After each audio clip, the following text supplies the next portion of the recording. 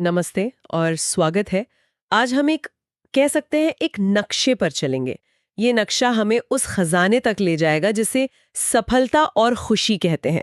लेकिन ये नक्शा बाहर की दुनिया का नहीं, हमारे अंदर की दुनिया का है। अपनी नौकरी से ज्यादा खुद पर मेहनत करना सीखें। पहले तो ये मुझे थोड़ा अजीब लगा, लेकिन फिर मैंने सोचा कि इसका मतलब क्या हो सकता है। बिल्कुल, और ये लाइन ही मतलब इस पूरी फिलॉसफी का सार है। यहाँ सबसे बड़ी बात यह है कि सफलता वो पीछा करने से नहीं मिलती, बल्कि आपकी शख्सियत उसे अपनी ओर खींचती है।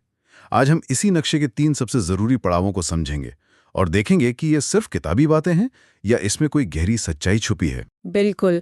तो इस बातचीत का मिशन साफ है, ये पता लगाना कि अपनी नौकरी से ज्यादा खुद पर मेहनत करने का असल मतलब क्या है और ये किसी की जिंदगी की दिशा को कैसे पूरी तरह से बदल सकता है। चलिए इस सफर को शुरू करते हैं। तो पहला पड़ाव है ये विचार कि सफलता को आकर्षित किया जाता है, उसका पीछा नहीं किया जाता। स्रोत का कहना है कि आपकी आमदनी आपके व्यक्तिगत विकास से शायद ही कभी आगे बढ़ती है। ये सुनने में बहुत बड़ा दावा लगता है। हाँ, और ये बहुत गहरा भी है। देखिए, ये सिर्फ पैसे की बात नहीं है, ये मानसिकता की बात है। स्रोत में एक बड़ा क्लासिक उदाहरण है। वो कहते हैं कि अगर दुनिया का सारा पैसा लेकर सब में बराबर बांट दें, तो भी वो पैसा घूम फिरकर उन्हीं पुरानी जेबों में वापस चला जाएगा। ऐसा क्यों? क्योंकि अगर किसी की मानसिकता कमी की है, तो वो लाखों रुपए भी फालतू चीजों पर उड़ा देगा, क्योंकि उसे अंदर से लगता है कि वो इसके लायक नहीं है। व्यक्तिगत विकास उस लायक होने की भावना को मजबूत करता है। आप पैसे को संभालने के काबिल बनते हैं। मतलब असली लक्ष्य अमीर बनना नहीं, बल्कि वो इंसान बनना है जो दौलत को संभाल सके और उसे बढ़ा सके। लेकिन इसमें खतरा भी तो है। क्या कुछ लोग आकर्षण के नियम को गलत समझकर सिर्फ सोचते रह सकते हैं और मतलब काम करना छोड़ सकते हैं? बहुत अच्छा सवाल है, और ये एक बहुत आम गलतफहमी है। आकर्षित करने का मतलब सोफे पर बैठकर सोचना नहीं है। इसका मतलब है अपनी क्षमताओं, अपनी आदतों और अपनी मानसिकता को उस स्तर तक विकसित करना कि अवसर खुद ब खुद आपकी ओर खिंचे चले आएं। आप इतने काबिल बन जाते हैं कि सफलता आपको ढूंढ लेती है। और यही बात खुशी पर भी लागू होती है। जैसा कि स्रोत में साफ कहा गया है, सच्ची खुशी आपको जो मिलता है उसमें नहीं है, बल्कि आप जो बनते हैं उसमें है। ठीक है, तो ये तो नींव हो गई, पर सवाल ये है कि कोई वो इंसान बनने की शुरुआत कैसे करे। स्रोत में पहला कदम बताया गया है, पता लगाएं कि चीजें कैसे काम करती हैं। ये थोड़ा अस्पष्ट लगता है, इसका क्या मतलब है? इसे ऐसे देखते हैं, दुनिया में सबसे बड़ी कमी पैसे की नहीं, विचारों की है। एक अच्छा आइडिया आपकी पूरी जिंदगी बदल सकता है।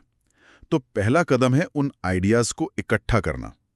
मतलब ये काम सोच समझ कर करना होगा, किस्मत के भरोसे नहीं बैठना है। अगर किसी को अमीर बनना है तो अमीरी का अध्ययन करना होगा, खुश रहना है तो खुशी का अध्ययन करना होगा।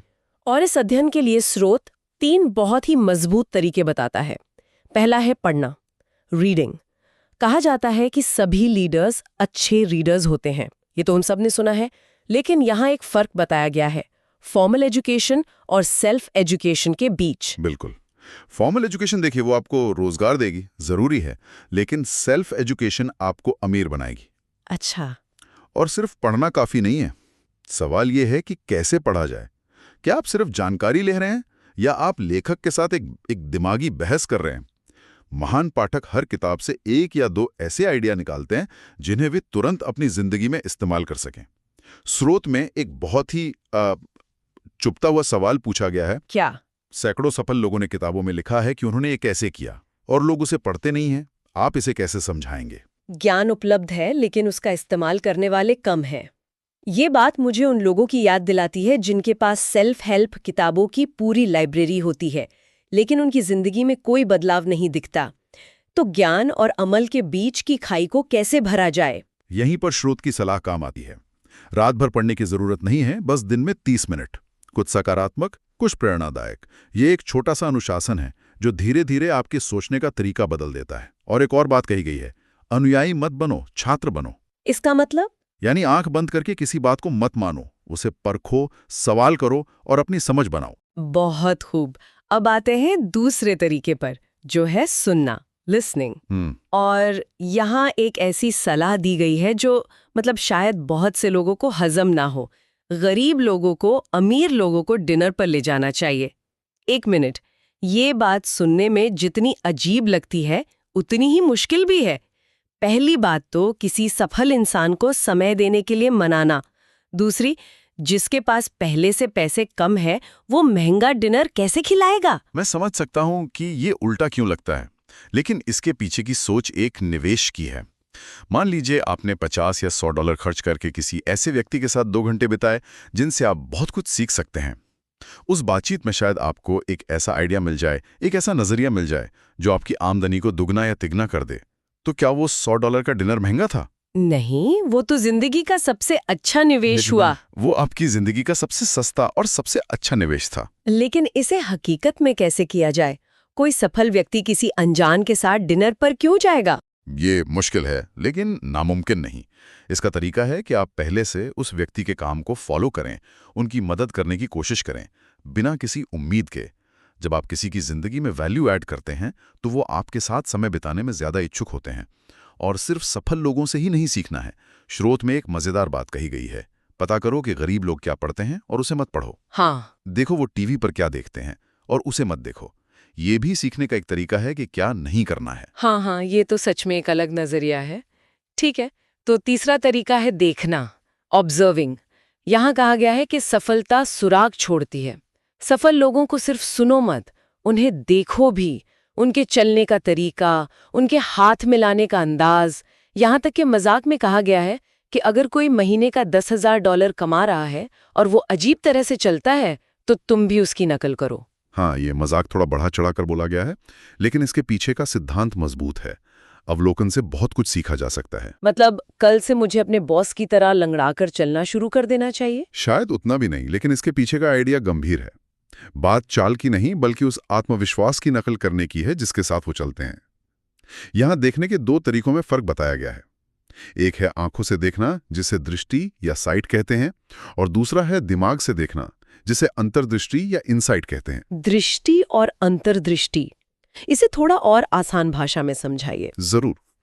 ये ऐसा है जैसे 2 लोग एक ही बगीचे को देखें। एक को सिर्फ फूल और पौधे दिखाई देंगे, ये साइट है। दूसरे को ये दिखाई देगा कि कौन से पौधे को ज्यादा धूप चाहिए, कहाँ खरपतवार उग रही है और मिट्टी को किस खाद की जरूरत है।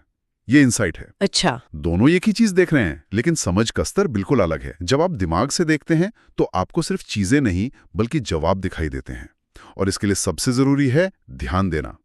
स्रोत कहता है आप जहां भी हो वहीं रहें, यानी पूरी तरह से उस पल में मौजूद रहें। तो हमने देखा कि विचारों को इकट्ठा कैसे करना है, पढ़कर, सुनकर और देखकर। लेकिन ये विचार एक गराज में पड़ी शानदार स्पोर्ट्स कार की तरह है। जब तक आप उसमें चाबी लगाकर उसे चलाएंगे नहीं, वो कहीं नहीं जाएगी। बिल्कुल। और यहीं पर दूसरा कदम आता है। बिल्कुल, दूसरा कदम है काम पर लग जाओ, गेट टू वर्क। ज्ञान को इकट्ठा करना पहला हिस्सा है, लेकिन उसे लागू करना ही सब कुछ है। यहां आत्म अनुशासन और आत्म प्रेरणा की भूमिका आती है। अनुशासन, ये शब्द सुनते ही कई लोग घबरा जाते हैं। उन्हें लगता है कि इसके लिए बहुत इच्छा शक्ति चाहिए। और स्रोत कहता है कि अनुशासन की कुंजी बड़ी बड़ी चीजों में नहीं, छोटी छोटी चीजों में छुपी है। अगर आप रोज 30 मिनट पढ़ने का अनुशासन बना सकते हैं, या रोज सुबह 15 मिनट जल्दी उठने का, तो आप धीरे धीरे बड़ी चुनौतियों के लिए भी तैयार हो जाते हैं। ये छोटे छोटे अनुशासन आपकी मानसिक मांसपेशियां बनाते हैं। अगर आप छोटी चीजों को नहीं संभाल सकते तो आप बड़ी चीजों का सामना कैसे करेंगे? और आत्म प्रेरणा के बारे में एक लाइन है जो मेरे दिमाग में अटक गई है। अगर कोई बस आकर मुझे चालू कर दे, क्या होगा अगर वो नहीं आया? ये सीधे सीधे व्यक्तिगत जिम्मेदारी की बात करती है। एकदम। आप किसी बाहरी मोटिवेशन के भरोसे नहीं बैठ सकते। प्रेरणा अंदर से आनी चाहिए, अपने लक्ष्यों से, अपने सपनों से। जी। और यहीं पर स्रोत एक बहुत जरूरी चेतावनी देता है। अपने सीखने को सिर्फ ज्ञान तक न ले जाएं, आप मूर्ख बन जाएंगे। अपने सीखने को काम में बदलें, आप अमीर बन सकते हैं। और यहाँ दौलत का मतलब सिर्फ पैसा नहीं, बल्कि हर तरह की समृद्धि है। एक्शन ही है जो ज्ञान को मूल्य देता है। ये सब सुनने में बहुत अच्छा लगता है, लेकिन एक आम इंसान जिसके पास दिन में सिर्फ 1-2 घंटे फ्री होते हैं, जो अपनी नौकरी और परिवार में उलझा हुआ है, वो ये सब कैसे करे? यही तो असली परीक्षा है। ये समय निकालने की बात है। क्या कोई दिन में 30 मिनट टीवी कम देख सकता है, या सोशल मीडिया पर 30 मिनट कम स्क्रॉल कर सकता है?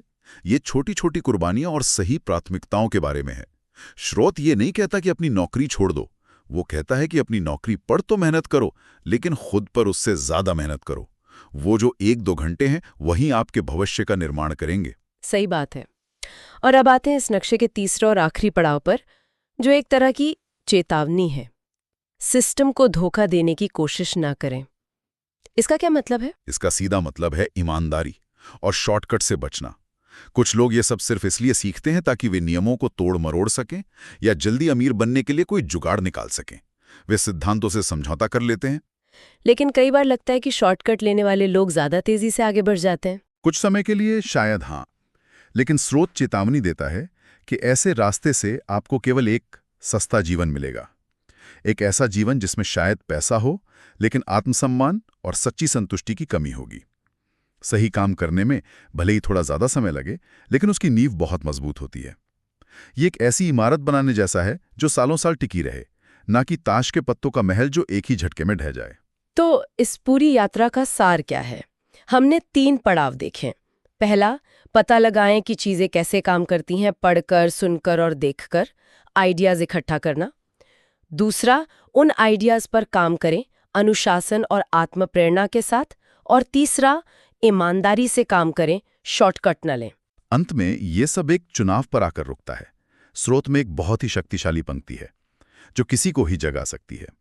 अगले 5 साल पिछले 5 सालों की तरह ही होंगे, जब तक कि आप कल इसे बदल ना दें। अरे वाह! बदलाव के लिए किसी खास दिन या मुहूर्त का इंतजार करने की जरूरत नहीं है। ये किसी भी दिन शुरू हो सकता है।